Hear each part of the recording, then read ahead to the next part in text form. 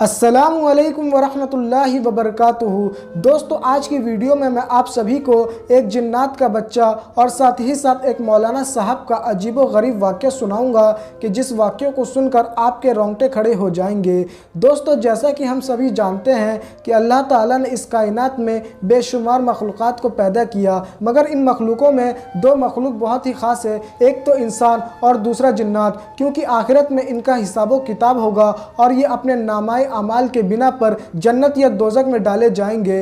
दोस्तों, इसीलिए जिन्नात हो या इंसान, ये दोनों अल्लाह ताला को राज़ी करने में लगे रहते हैं और कुरान पाक से हिदायत पाते हैं। दोस्तों, आज का वाक़या बहुत ही दिलचस्प है जो कि जिन्नात के हवाले से है, इसीलिए मैं आप सभी से गुजारिश करूंगा कि इस वीडियो को आखिर तक देखें। मेरे प्यारे दोस्तों, किसी जंगल के करीब एक गांव बसा हुआ था और उसी गांव में एक मौलाना साहब रहा करते थे जो कि बहुत ही ज़्यादा नेक और परहेजगार थे, और वो कुरान मजीद की इस तरह तिलावत किया करते थे कि जो सुनता वो सुनता ही रह जाता। इसी चीज़ को देखकर गांव वाले अपने सभी बच्चों को मौलाना साहब के पास तालीम हासिल करने के लिए भेजा करते थे।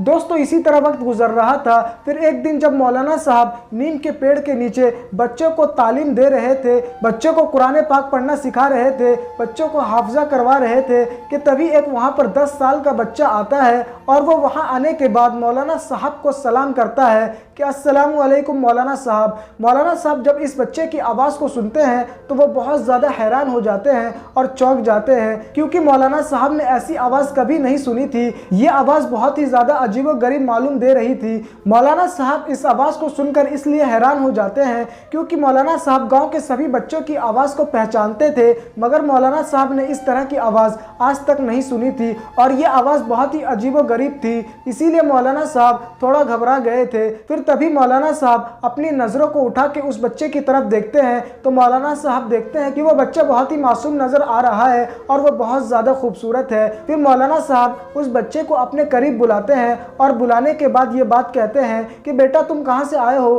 तुम्हारा घर कहाँ है और यहाँ तुम किस काम से आए हो। मौलाना साहब ये सारी बातें उस बच्चे से पूछते हैं, मगर वो बच्चा खामोशी अख्तियार करके खड़ा रहता है। फिर मौलाना साहब उस बच्चे से पूछते हैं कि बेटा, तुम यहाँ किस लिए आए हो, मैं तुम्हारी किस तरह मदद कर सकता हूँ। तो मौलाना साहब की ये बात सुनकर वो बच्चा कहने लगता है कि पास ही में जो जंगल के करीब एक गांव है, मेरा घर वहीं है, मगर कुछ दिन पहले वहाँ एक सैलाब आया था जिसकी वजह से मैं अपने माँ बाप से बिछड़ गया हूँ और मैं इधर से उधर दर बदर की ठोकरें खा रहा हूँ। जब मैंने आपको नीम के पेड़ के नीचे बच्चों को कुरान पाक सिखाते हुए देखा तो मेरे दिल में ये ख्वाहिश पैदा हुआ कि मैं भी कुरान पाक पढ़ना सीखूं और कुरान पाक का हाफिज बनूं। इसीलिए मैं आपके पास आया हूं। क्या मुझे आप कुरान पढ़ना सिखाएंगे और कुरान पाक का हाफिज बनाएंगे? जब मौलाना साहब इस बच्चे की बात सुनते हैं तो मौलाना साहब को उस बच्चे पर बड़ा तरस आता है और वो उस यतीम बच्चे को कहते हैं कि ठीक है, मैं तुम्हें कुरान पाक पढ़ना सिखाऊंगा और तुम्हें कुरान पाक का हाफिज बनाऊंगा।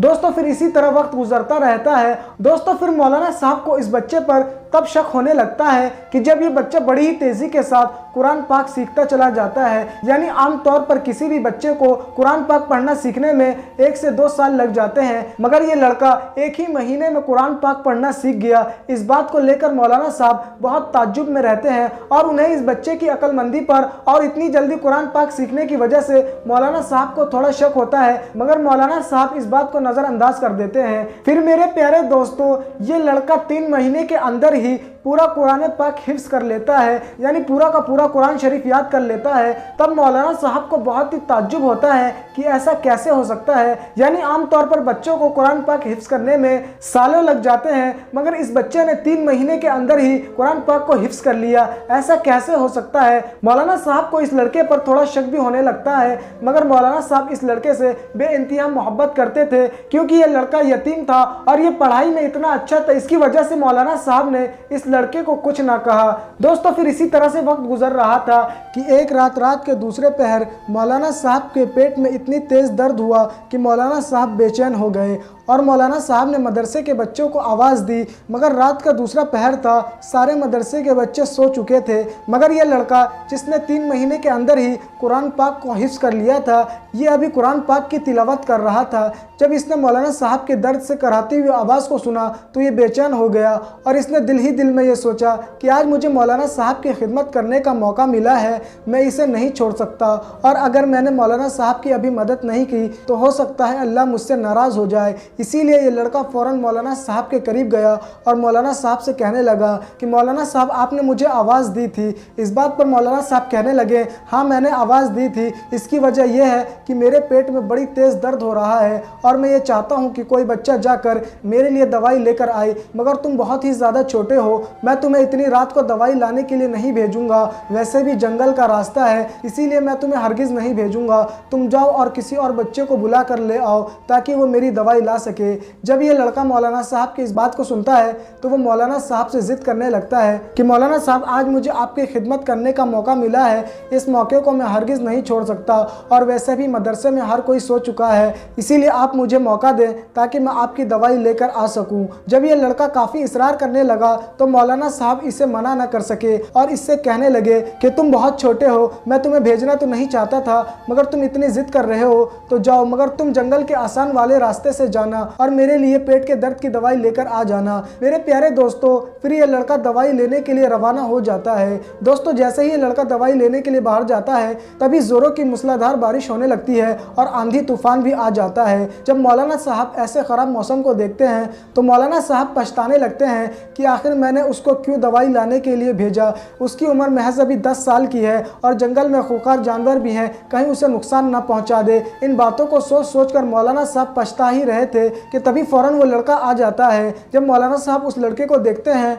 तो उस लड़के से ये बात कहते हैं, क्या तुम दवाई लाने के लिए नहीं गए? तो मौलाना साहब की इस बात पर वो लड़का कहने लगता है कि मैं आपकी दवाई लेकर आ गया हूँ। लड़के की यह बात सुनकर मौलाना साहब को बहुत ताज्जुब होता है और वो उस लड़के से कहते हैं कि तुम दवाई लेकर आ गए हो तो लाओ मुझे दो। इस बात पर यह लड़का कहने लगता है कि मैं दवाई तो लेकर आया हूँ, मगर वो मदरसे के बरामदे में है, चलिए आप जाकर वहीं पर दवाई ले लीजिए। मौलाना साहब जब उस लड़के की इस बात को सुनते हैं तो मौलाना साहब को गुस्सा आ जाता है, क्योंकि मौलाना साहब के पेट में बड़ी तेज़ दर्द था और ऐसे में ये लड़का मौलाना साहब को बाहर जाके दवाई लेने के लिए कह रहा था। और मौलाना साहब एक बात और देखकर हैरान हुए, वो ये बात थी कि जब ये लड़का दवाई लेने गया था तभी फ़ौरन ज़ोरों की बारिश होने लगी थी और जब ये लड़का आया है तो ये बिल्कुल ही सूखा है, यानी इसके कपड़े ज़रा से भी गीले नहीं। इस बात पर मौलाना साहब को बड़ी हैरानी हुई, मगर दर्द की वजह से मौलाना साहब ने इस बात को नज़रअंदाज किया और उस लड़के के साथ मदरसे के बरामदे में दवाई लेने के लिए गए। दोस्तों, जब मौलाना साहब मदरसे के बरामदे में पहुँचे तो वहाँ पर ये मंजर देखकर वो हैरान हो गए, क्योंकि वहाँ पर बड़ी बड़ी बोरियों में दवाई रखी हुई थी। जब मौलाना साहब उन दवाइयों को देखते हैं तो वो बहुत ज़्यादा घबरा जाते हैं और वो उस लड़के का गिरेबान पकड़ लेते हैं और उससे ये बात कहते हैं कि तुम कोई मामूली लड़के नहीं हो, तुम मुझे बताओ कि तुम कौन हो, क्योंकि कोई मामूली बच्चा इतनी जल्दी इतनी सारी दवाइयाँ नहीं ला सकता और लाने की बात तो दूर है, तुम्हारी उम्र का कोई बच्चा इन बोरियों को उठा भी नहीं सकता, क्योंकि ये बोरियाँ बहुत भारी हैं और कोई मामूली बच्चा इतनी जल्दी हाफिज़ कुरान हो ही नहीं सकता। और मैंने अभी थोड़ी देर पहले तुम्हें देखा था कि जब तुम दवाई लेने के लिए गए थे तो उस वक्त मूसलाधार बारिश हो रही थी, ज़ोरों की बारिश हो रही थी, मगर तुम जब आए तो तुम्हारे कपड़े बिल्कुल सूखे हुए थे, यानी ज़रा से भी वो गीले नहीं हुए थे। मुझे बताओ कि तुम आखिर कौन हो? मौलाना साहब की इन बातों पर यह लड़का कहने लगा कि आपका शक बिल्कुल सही है, यानी मैं कोई मामूली बच्चा नहीं हूँ, यानी मैं जिनज़ादा हूँ और उस नीम के पेड़ के ऊपर मेरा बसेरा है, जिस नीम के पेड़ के नीचे आप बच्चों को तालीम दिया करते हैं। और जब मैंने आपको बच्चों को कुरान पाक पढ़ाते हुए देखा तो मेरे दिल में भी यह ख्वाहिश पैदा हुई कि मैं भी आपसे कुरान पाक पढ़ूँ, इसीलिए मैं आपके पास कुरान पाक की तालीम हासिल करने के लिए आया था। मौलाना साहब जब इस बच्चे की यह बात सुनते हैं तो वो हैरान हो जाते हैं, तो वो उस जिन्नात के बच्चे से कहते हैं कि तुमने अपनी पूरी पढ़ाई मुकम्मल कर ली है, तुमने कुरान पाक को हिफ्ज़ कर लिया है, इसीलिए तुम अब यहाँ नहीं रह सकते। हो सकता है तुम्हें कोई नुकसान पहुँचा दे या फिर तुम गुस्से में आकर किसी को नुकसान पहुँचा दो, इसीलिए तुम वापस लौट जाओ जहाँ से आए हो। दोस्तों, मौलाना साहब की ये बात सुनकर वो लड़का बहुत ही गमगीन हुआ और मौलाना साहब से ये बात कहने लगा कि मैं आपकी खिदमत करना चाहता हूँ। इस बात पर मौलाना साहब कहने लगे कि मैं अपने तुम्हारे ऊपर से सारे हुकूक माफ़ करता हूँ और तुम अपने घर वापस लौट जाओ। दोस्तों, ये जिन्नात का बच्चा मौलाना साहब के पास रहकर ही उनकी खिदमत करना चाहता था, मगर मौलाना साहब की बात को ना टाल सका और मौलाना साहब से गले लगकर वापस अपने घर चला गया। दोस्तों, आपको ये बात जानकर हैरानी होगी कि मदरसों के अंदर इंसान के बच्चों के साथ साथ जिन्नात के बच्चे भी कुरान पाक की तालीम हासिल किया करते हैं और वो जिन्नात इंसानों में इतना घुल मिल जाते हैं कि आप देखकर पता नहीं लगा सकते कौन जिन्नात। तो दोस्तों, मैंने आपको ये वाकया इबरत के तौर पे सुनाया था और अगर आपको ये वाकया पसंद आया है तो वीडियो को लाइक करें और ज़्यादा से ज़्यादा शेयर करें। तो दोस्तों, आज के लिए बस इतना ही। जब तक के लिए खुदा हाफिज़।